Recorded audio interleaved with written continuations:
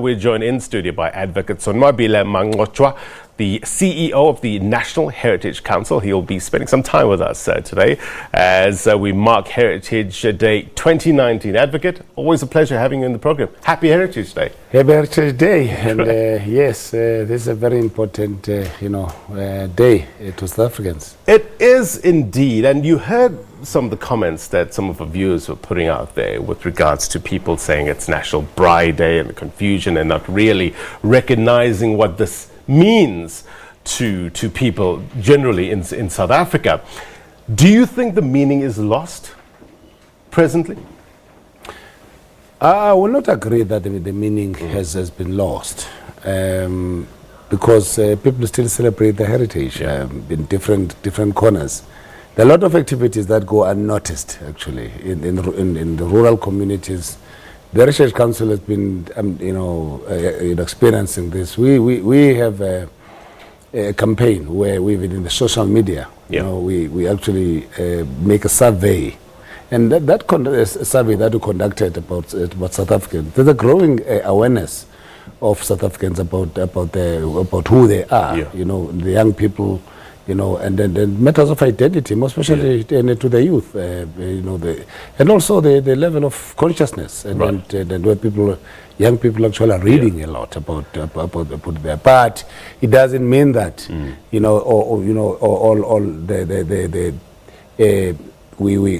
there's not a space for improvement. Yeah, no, definitely. There is a space for improvement. And I guess it's important for organizations such as yours to adapt in order to bring in more of the youth into the fold. We are embarking on the fourth industrial revolution, and you saying using the tools that the youth use is very key in order to convey the message.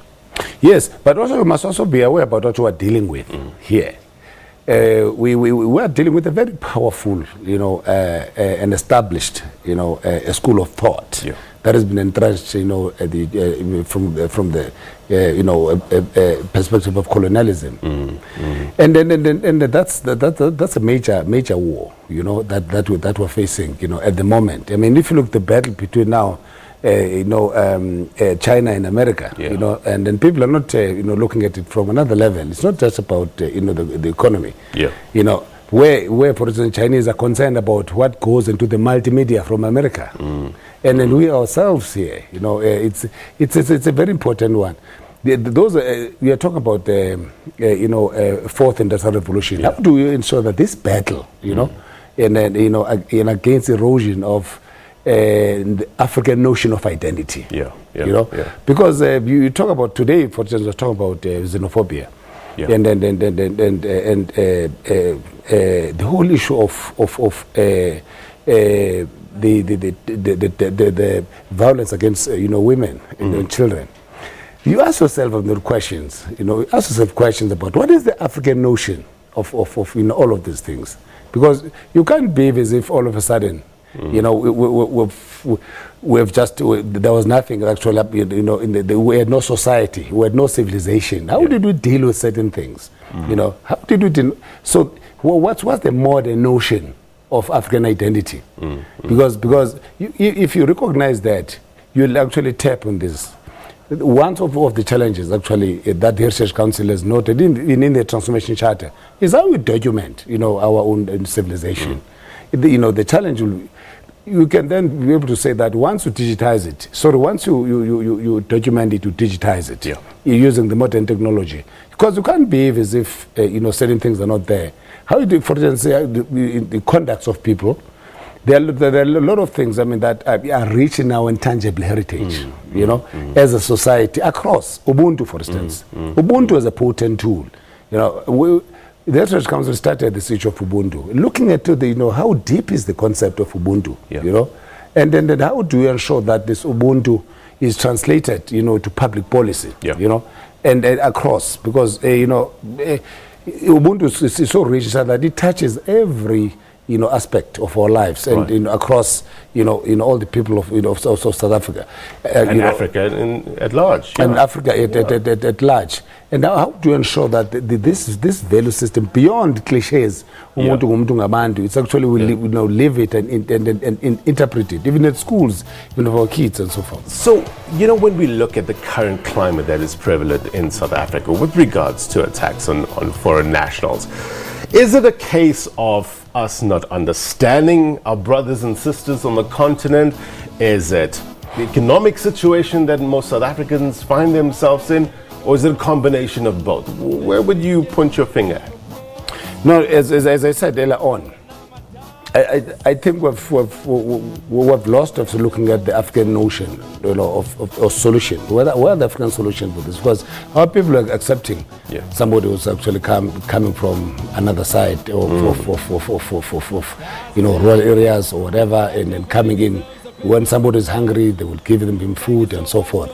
But at the same time, they will do that if they would again, be very much, vigilant, against somebody who just comes and in an unbecoming conduct, and it will be reported to a traditional leader in a community that somebody is doing ABCD, and that person will be punished or even banned, from coming, because it's actually. So I'm therefore saying that the problem is about the structure of the discourse at the moment, because I don't think it just can be said that you just no country can just, or any part of any society can just open, even to somebody practicing, or infesting children like drugs, and then so forth, And then if you go into the body of knowledge, and then where we actually, how are people actually related to,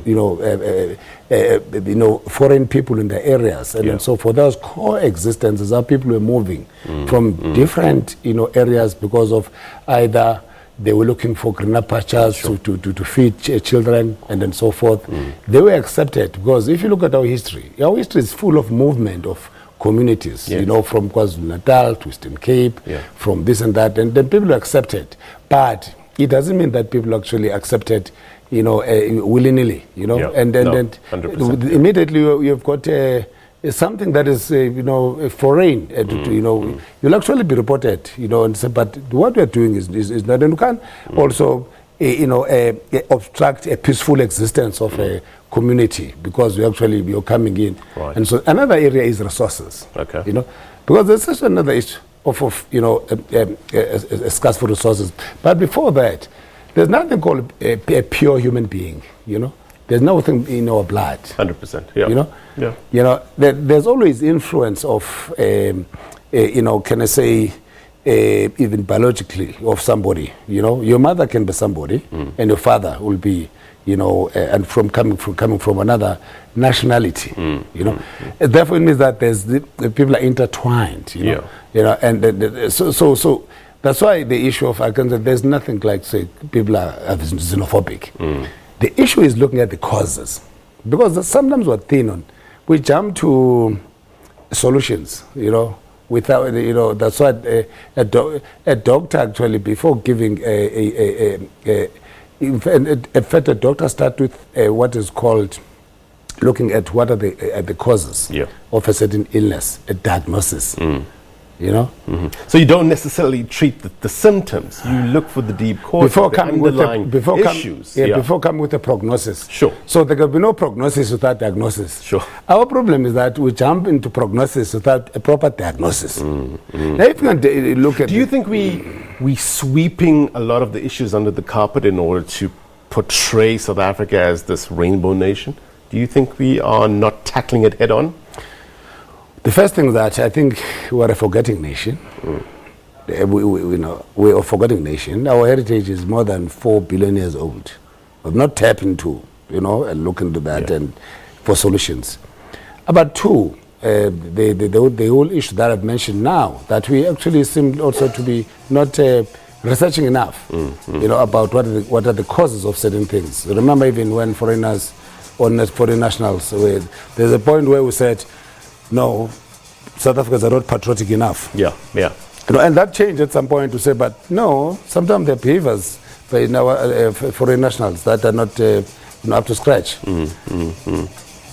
If we can fix the issue of finding a proper diagnosis, and but the third one is a conversation. I mean, this is what we're doing now. We should have. We're not a talking nation. We should have been having this diagnosis. Having diagnose our problems. We also have conversation. And it shouldn't be conversations just purely in a formal setting. It should be conversations around the dinner table. It should be conversations around the braai. It should be in social, aspects of our life that we try to converse and talk about where we've come from. You mentioned knowing our history. Very important. We know South Africa's history with Britain. We have royals currently in the country.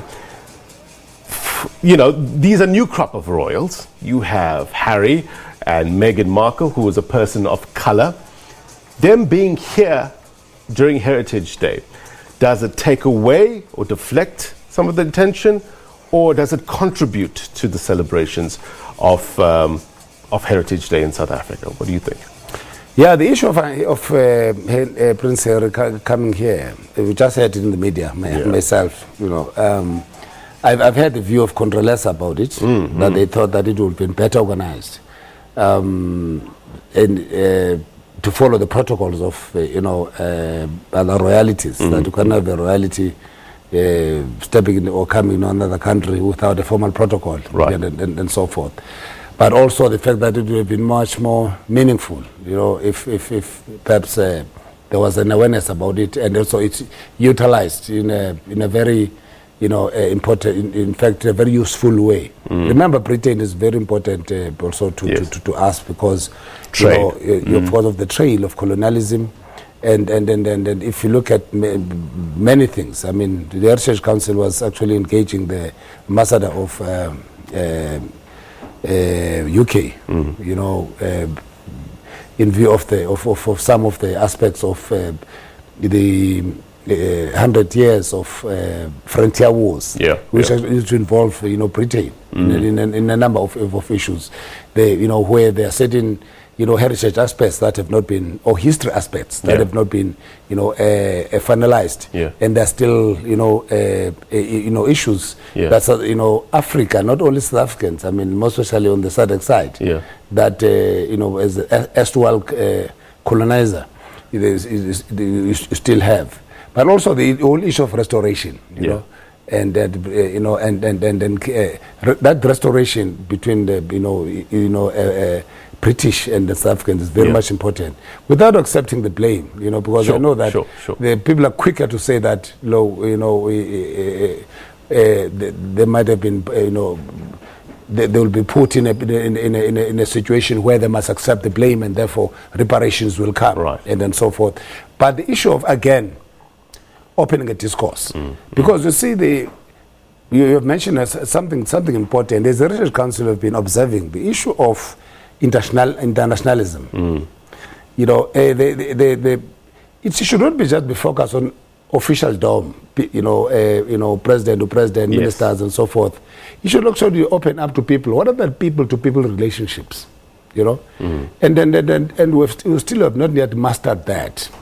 The way people themselves are dialoguing, and you'll be, actually there are many things that are very fascinating stories, about ordinary people from different countries interacting with South Africans, not an official dome, and very interesting stories, about Ethiopia, and then South Africans, and then how in the very interesting episodes of history.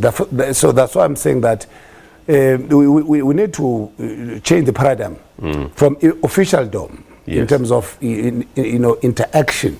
Look at, for instance, Tanzanians and South Africans. The Tanzanians and Angolans, and so forth, and then other parts of the world. So I'm emphasizing the issue of interaction beyond official dome, that is enhancing people-to-people relationships, where they find dialogue of civilizations. Commonality, Yes, how do you ensure that this civilization dialogue? Remember, heritage is not about, things that actually come from us. Our national anthem from its different aspects. Nkosi Sikelel, for instance. If you look at countries that actually where this Nkosi Sikelel is actually evolved, you will find, for instance, the Zambia, the Uganda. That's dialoguing. So not everything that actually it becomes our own heritage come from within us. Right. So we get inspired by other people through this dialogue, and you sit and say, I like this, and you sort of adopt it. This is the thing. I mean, you see me here sitting with umpele on my head. It allows me to research and know more about another culture, which will ultimately lead to a greater appreciation of another culture. Do you think that's lacking? Do you think we are not investing enough time and energy in order to know our fellow brothers and sisters, and thereby preventing us to interact on that level, on a human-to-human level, by appreciating your culture, your traditions, and your beliefs? I think that's very much important. In the Heritage Council, one of the things that we've actually been debating is this issue of cross-pollination of civilizations and cultures, or civilizations through cultures. Some that we have mentioned now, very much important. Look at the story, for instance, of Juluka. Johnny Clark. Right now we've been talking about that issue of Juluka. For instance, the people of the Mchunu area, there's the areas that become holy to them, because this is where this man started, and he came to a community, Johnny Clark, and accepted by that community, and therefore they think is actually their son, is part of, in as much as he was actually buried. But there's an issue about that they still think that there's something that has not happened in the spiritual world, to say that yes, this man departed, but he was part of our son. So the story of Juluka and Johnny Clark and Sepom Mchunu is very important as a microcosm of what is really called, a true, intertwined, identities, across, South Africans. This is what Steve Biko said one day, that we do not just want, white people or black people in South Africa to be called like that. We just want the people of South Africa, just the people of South Africa. And that story is very important. Let's talk about xenophobia. That's why some people think that the issue of xenophobia is also overestimated. We have not also looked at case studies where people live, and we find that might be something else, maybe that actually look at Musina, for instance. Musina is actually outside, just on the bordering with Zimbabwe. And then there's coexistence of a community and of a society. There's intermarriages between people, and then some of the cadres of the Liberation Army, more especially MK, they have stayed in that area. Look at the Musina trial. Somebody from Tanzania, Mzondilili Nondula, actually stayed there, and actually they were part of that community from another area, but they're becoming part of that and accepted by the. So I'm therefore saying that the Heritage Council, for instance, wants to have taken that resolve to say that let's have a case study, like a community like Musina, and say that because as I'm saying, the issue of not anecdotes but empirical evidence when people live together, we may find that it's something else, and what it is something else, we've got to look at it, exactly. So that we must actually find, solutions, not just use them as case studies. Use them as case studies. But going back to the issue of people relating together, or remember there's been some case studies in South Africa, instances where remember the young boys who actually urinated on food. Yes. In Investor of Free State. And then that actually sparked, Yeah. you know, international news as to how do they do that. The issue is, how do you grow children free of racial prejudice? Yeah, yeah. Now, that's why now it's important for, you know, Department of Education and heritage bodies, you know. Because no one is born a racist. It is a Yes. learnt behavior. And that's why it needs to start, I guess, at the home, at schools, at that young level, you know, to foster this social cohesion and harmony. Very. It doesn't start, you know, at schools. That's why it's important that there must be sort of a holistic approach to it. Yeah. You know, Yeah. Those kids, for instance, what influenced them at home?